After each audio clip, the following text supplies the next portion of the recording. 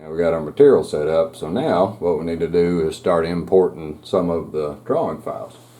And so what I'm going to do basically is, if you look at the drawing, it's just a series of step downs. So it's a pretty simple drawing. I mean, this thing can do a whole lot more than what I'm doing, but just for doing simple stuff like this, like profiling and cutting holes and things, it's pretty easy just to set them up in different files and then just import the vectors in and build your sequence. So we'll show how to build your toolpaths and build all that stuff up and then do all the settings. But you can see they have different depths, and so I just made different files and I'm going to import them in. So let's start with the first one.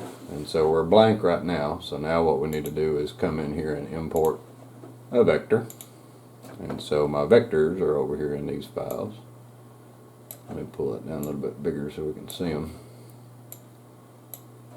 Right there. And so I'm looking for the DXF files. And so what I did is, each time I made one, I called it something. So I'm working on the front part. So the front cover pass 1, the holes is what I'm going to do first. That's the one I opened a minute ago. And because I hadn't changed my origin, it was off. So now when I import that in with my origin change, you can see that the holes come in on top of my part. So these are the first ones I'm going to do, and it selects everything on the drawing. I'm not going to cut that. That was just a marker for me. But there's 3 holes, as you can see on the part. You got this hole, and this hole. These are counterbored. This one is going to have to get a profile taken off to step it down. And so I got my counterbores in, and just that hole. One of the other vector files will have the cutaway to get rid of that top surface. So just click anywhere and it'll unselect them. So the first thing I want to do is set up, and I want to drill these holes. And so this old software, Mach3, doesn't allow tool changes, you know, to pause in the middle. So you can use one tool, or you can make different programs, change your tool and run the next program. But for me, it's just easier just to use the same tool and cut away. So I'm going to be using a 1/4 inch 2-flute end mill that'll drill straight down into the aluminum. So the first step I want to do here is I want to set up my drilling. And so I'm going to select that one. If you select and click, it moves around, but if you hit the shift key and hold the shift key, it'll let you select the different ones. So the shift, select the first one, hit the shift key, and you can see it lets you pick them. And so I'm going to pick those 3 as the first vectors that I'm going to do, because those are going to be drilling. So now we want to come over here and we want to select toolpaths, and then the toolpaths tell you what you can do. So this is like profiling, area clear, if you're carving, things like that. So I'm going to be drilling. So this one is drilling. So when I click this, it pops up your menu, and you can either use the question mark there and not have the information, or you can click it and it'll open up and tell you everything. So because I've picked the top of the part as 0, my start depth is 0, so it makes it easy. And I'm actually going to drill a little further just to make sure I knock the bottom of that hole out. So my finish depth, it automatically put it in as 0.75 because that's what I told it the part was.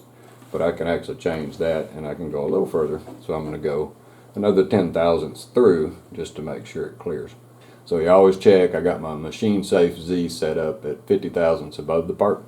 And what it's going to do is, whenever you change parts or move or do something, it jumps up and clears before it moves. So 50 thousandths is enough clearance for me, but you can change that if you need to jump over a bolt or something. I don't have any bolts on top, so there's nothing up there to hit. So now the next step, we want to select our tool, and so I'm going to be using a 1/4 inch end mill, and you can edit the parameters right here.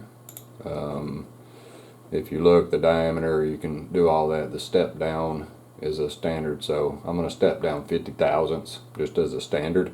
We'll try it. If it steps down, if that's too much, I can always go back and just adjust this stuff. But this is your basic stuff, your feed rates, things like that. And so I'm okay. I'm going to change these individually as I go, so I leave it kind of limited at the beginning.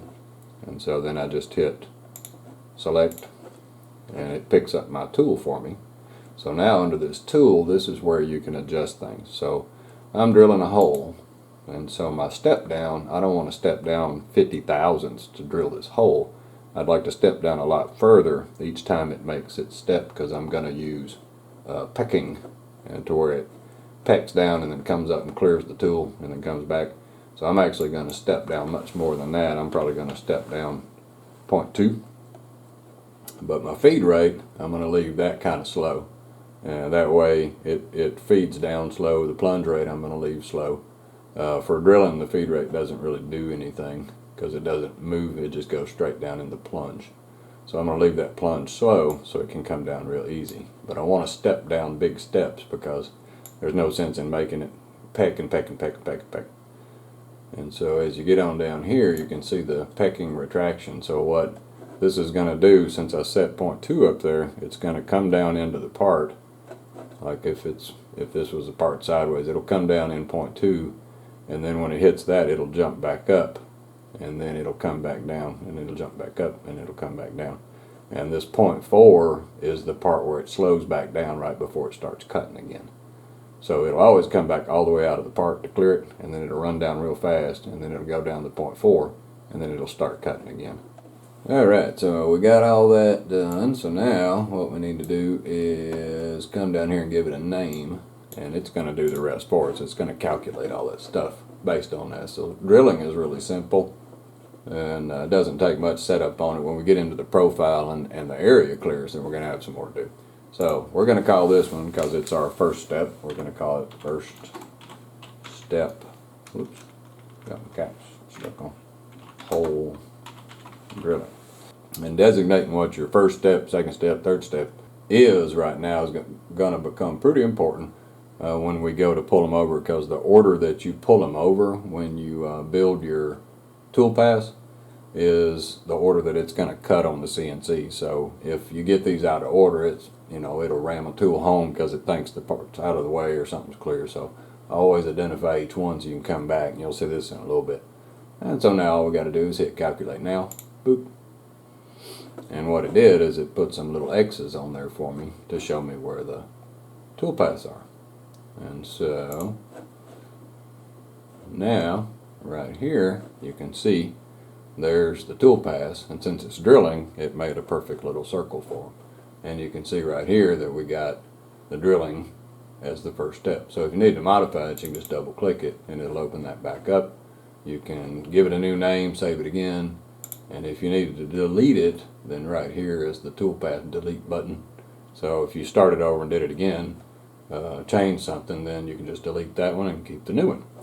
Alright, so on to the next one. So the next one that I'm going to do is I want to do the counter bores. So I'm going to do these two counter bores right here, and then I'm also going to do this profile, but I got them on different files. So we'll pull in these guys, and then we'll pull this one in third, and that way we can separate them. The depths are all the same, so I can cut them all at the same time, but I'll just keep them separate so I can adjust things. So the next one up is the counter bores.